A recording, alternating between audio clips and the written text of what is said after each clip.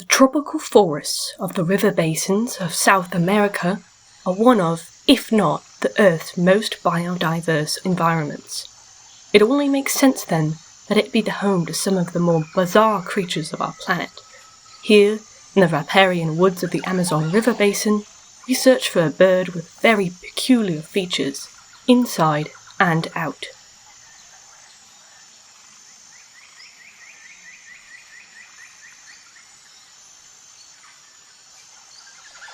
The hoatzin, known locally in Guyana as the stinking pheasant, carries itself not so gracefully through the riparian forests of the Amazon and Orinoco River basins and along the nearby Atlantic coast. First described in 1776, the hoatzin was initially classified in the same order as the pheasant due to its long tail and neck, placing it among turkeys, quail, and chickens. Over time, it was reclassified into various groups, including that of the turacos, cranes, cuckoos, and pigeons. To this day, the hoatzin's closest living relative remains debated, and so it has been assigned its own order, Opisthocomiformes. The name of its genus, Opisthocomus, derived from ancient Greek meaning wearing long hair behind, refers to the hoatzin's most distinctive feature, a crest of stiff, orange-red feathers 4 to 8 centimeters long, resembling a mohawk.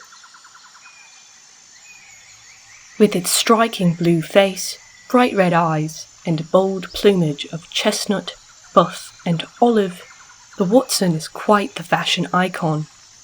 Adding to its unique look are a black beak and large feet. Despite its size, reaching 70 centimeters in length, the hoatzin is surprisingly light, weighing only 700 to 900 grams. During the dry season, hoatzins often gather in groups of up to 100 individuals or more. At dawn and dusk, they forage together for 1 to 2 hours in the canopy near waterways. On moonlit nights, they become much more active and noisier, traveling less than a kilometer to feed, while making a variety of grunts, croaks, and hisses. Their large feet are well adapted for gripping tree branches, and they move with wings and tail spread for balance, though their forward-heavy build can make them seem quite clumsy. During the day, hoatzins are largely sedentary, spending about 70% of the day perched in trees. Despite the large social groups, they do not preen each other. Rather, they preen themselves with their beak or bathe in the sun or rain. Even so, small parasitic eggs are often visible on their faces, where they cannot reach. To make their extended perching more comfortable, hoatzins have a unique adaptation, a thick, calloused patch of skin on the bottom of their sternum. This allows them to lean forward while perched, making it easier to sit for long periods while digesting their food. When the rainy season begins, hoatzins will split into smaller breeding units, consisting of a breeding pair, and for many groups, up to 6 helpers. These are often young from the breeding pair's previous clutches. These units establish and defend territories around 2,000 to 4,000 square meters along the water's edge, where they forage, build nests, and fight off intruders. The process of nest building starts with the breeding male, who will select a site, crouch on it, and shake its head, often while holding a twig in its mouth. Other members of the unit will then join in this fascinating display. The group will then help build the loosely constructed nest using twigs, typically in trees with branches that support a nest directly above the water. This gives access for the adult birds while hopefully deterring predators. Territorial defense involves displays like feather spreading, crest raising, and neck extension. Breeding pairs may engage in display copulation, sometimes with non-breeding individuals, though if a helper male tries to do so with the breeding male will aggressively remove them from his mate. True reproductive copulation only occurs between the breeding pair, as these birds are monogamous. After several weeks of preparation, the breeding female lays a small clutch of eggs. This is usually 2 eggs, although larger clutches have been recorded in the nests of larger breeding units. Both breeding adults incubate the eggs with help from their helpers. While adult Hoatzins are rarely preyed upon, their young are vulnerable, and any threat to the nest is met with defensive posturing, loud calls, and aggressive movements from the adults. The Hoatzin chick hatches after 30 days, weighing only 19 grams, with closed eyes and few feathers. Within 24 hours, its eyes open, and by 3 days, it can move around the nest using its wings and feet. The chicks will be quite hungry, pecking at adults' beaks and peeping at them for food, so all members of the breeding unit will contribute to feeding them by regurgitating the mashed up content from their crops. At 2 to 3 weeks of age, they are encouraged to leave the nest by adult calls. Survival is tough in the Amazon, where predators often threaten the nest. Remarkably, just days after hatching, when sensing that they are in danger, the chicks are capable of making a daring leap from the nest into the water below. They can swim over 6 meters, even swimming underwater, before climbing to safety using their unique feature, claws. These claws, on the chick's second and third fingers, are the only fully functional claws seen on any living bird species today. They move independently of each other, helping the chick climb by gripping surfaces using their wings, feet, and beak. As the chick climbs to safety, often with the vocalizations of adults encouraging it, it hides in nearby foliage, calling back out to the adults to come find it. The breeding unit continues to care for the chicks however and whenever they left the nest, for up to 2 months, feeding, defending, and brooding them. At around 50 days, the chicks can make short flights, and by 70 to 100 days, they shed their claws. Surprisingly, these dinosaur-like claws and fascinating behaviour are not what many know their Hoatzin for. For the feature they are most famous for, we must look inside. The Hoatzin is a strict herbivore, feeding mainly on young leaves and shoots from over 50 plant species. While it occasionally dines on flowers or fruit, about 85% of its diet consists of leaves, which are difficult to digest due to their low nutritional content and the presence of indigestible compounds like cellulose and hemicellulose. Many animals rely on microbes to break down plant material through fermentation, a process that produces volatile fatty acids usable for energy. Ruminants, like cows, are well known for the specialized stomach with a vast microbial ecosystem, with the largest fermentation sac being the rumen. Foregut fermentation, like in the cow, is almost entirely exclusive to mammals, with few exceptions. One of these few exceptions is the Hoatzin. The Hoatzin's crop and lower half of its esophagus are adapted to be highly enlarged and house microbes that can digest plant cell walls, similarly to the rumen of a cow. The Hoatzin's digestive system is specially adapted for its leafy diet. The sharp-edged bill helps cut the leaves, while the tongue's spine-like protrusions push food back towards the crop. Crop, folded into 2 large chambers separated by circular muscles, has a tough, ridged lining. It is also highly muscular, taking up so much space around the sternum that it actually takes up the space usually dedicated for flight muscles. This is what makes Watsons very clumsy and weak flyers. In the crop, the plant material ferments, and the volatile fatty acids produced by the microbes are absorbed through the crop's blood-rich lining. Once the material squeezes through another separation made by circular muscles, it passes into the lower esophagus. The structure is also highly folded and separated, creating a series of similar chambers to the crop, although much smaller. The ridges, along with the powerful muscles, work together to grind down plant material from large chunks of leaves near the beginning to an indistinguishable green paste as it exits the lower esophagus, reducing the particle size as it moves through the digestive tract. The reduced size of the plant material is crucial for allowing the microbes access to the cell wall components they can ferment. After fermentation, the food moves to the acidic proventriculus, similar to the stomach in mammals, where any remaining undigested material is chemically broken down. It then passes into the gizzard, which grinds the food down further. The rather short small intestine absorbs nutrients and water, and although most fermentation happens in the crop, the small paired ceca still play a smaller role in microbial fermentation and essential vitamin synthesis.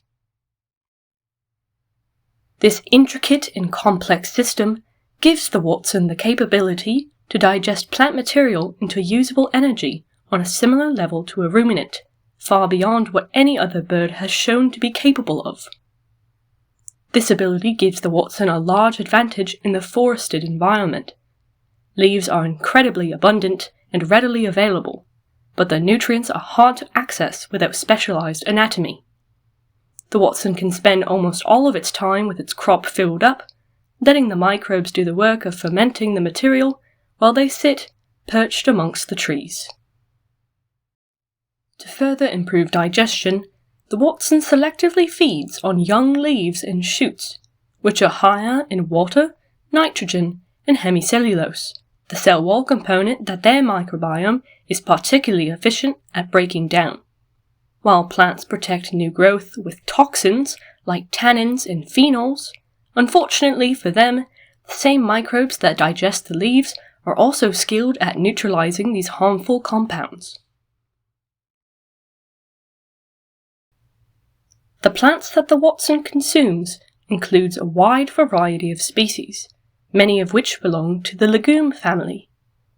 Let's take a look at two of these plant species and the nutrients they contain in their foliage.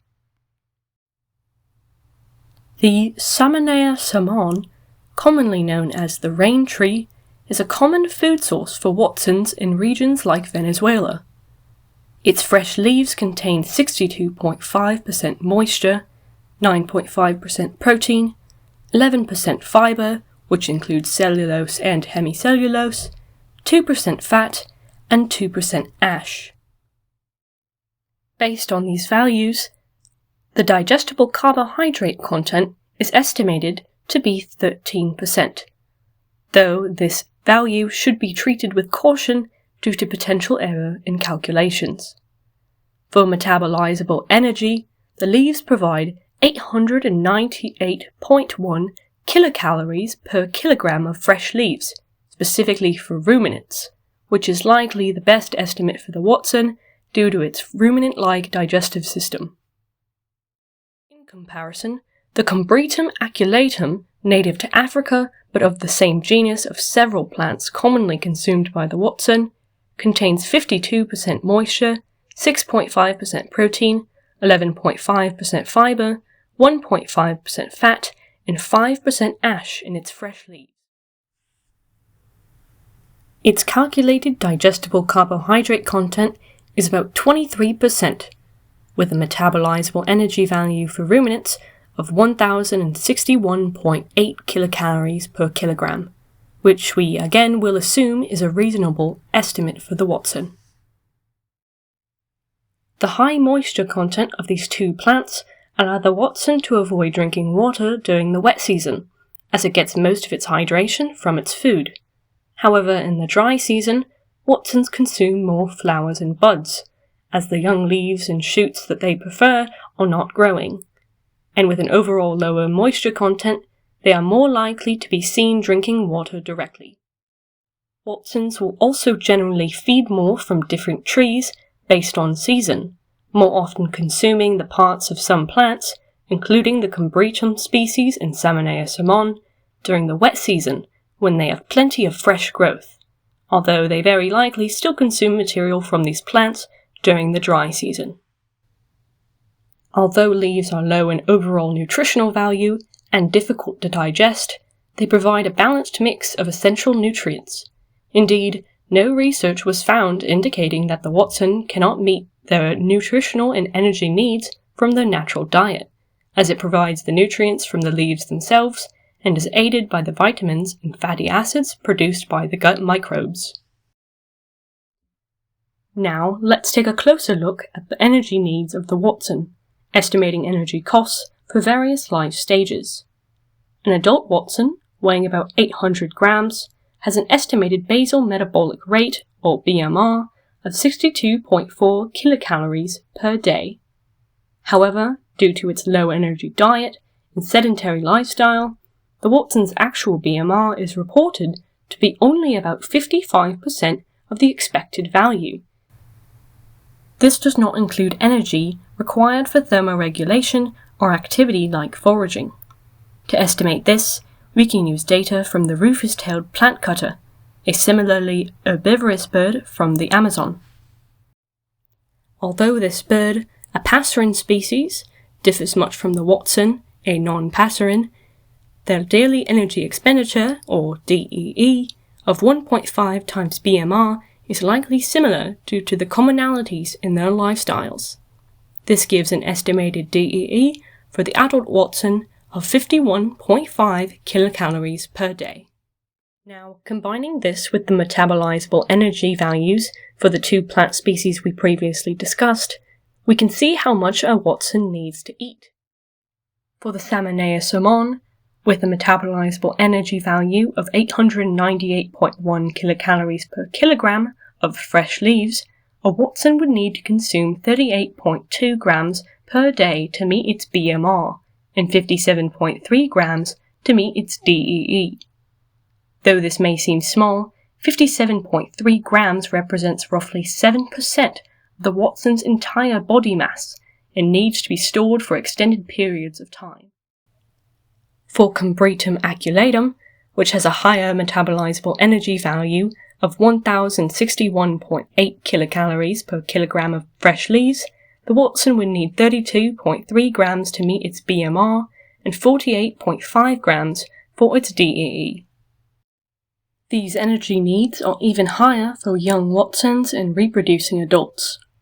A newly hatched hoatzin weighs around 19 grams and gains a reported average of 5.7 grams per day.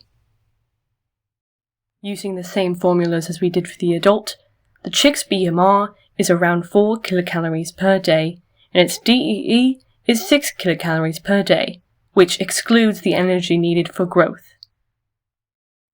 Each gram of weight gained requires 2 kilocalories, so the chick needs a calculated 11.4 kilocalories per day to maintain its growth.